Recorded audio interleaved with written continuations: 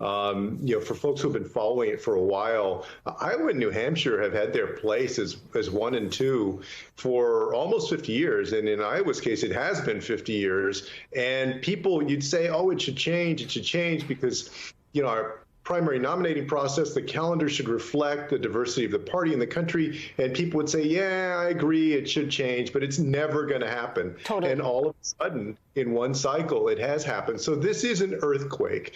And maybe a lot more importantly, what it's going to do is, I think over time, it's going to give more of an opportunity for people of different backgrounds in every sense, ethnically, racially, in different ways and different viewpoints to be competitive in that first state. And then throughout the beginning of the calendar, because there were a number of other changes, not just, supplanting Iowa with South Carolina.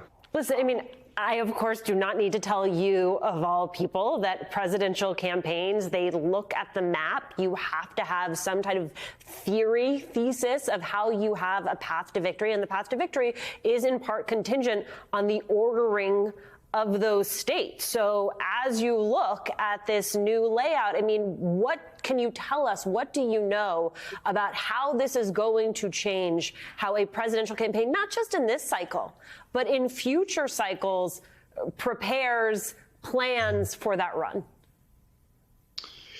I think that we may not see in 2024 what a difference this makes because, presumably President Biden is going to run again.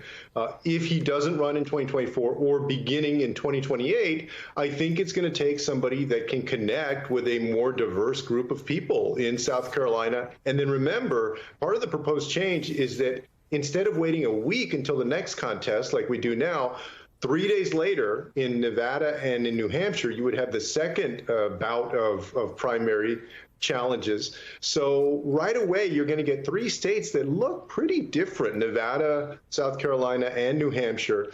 It's going to take people who can resonate with the Black community in each of those states, although New Hampshire, it's like 1.9%. I think you put that graphic up, but certainly in South Carolina and in Nevada, with the Latino community in Nevada, with the growing Asian American community in Nevada, with young voters in especially Nevada. So this is a vast improvement over that system that we have in place right now, especially because these are diverse states and because this is a primary system, not a caucus system. That caucus system in Iowa, even when it worked fine under its own terms, was so convoluted. It wasn't one person, one vote. It was based on a very weird formula. You never could completely tell unless you had been around for decades figuring it out, how it would come out. So this is a big improvement, and I think that it's going to do better justice to the kind of country we are and the kind of party that we are as Democrats and what we say we value.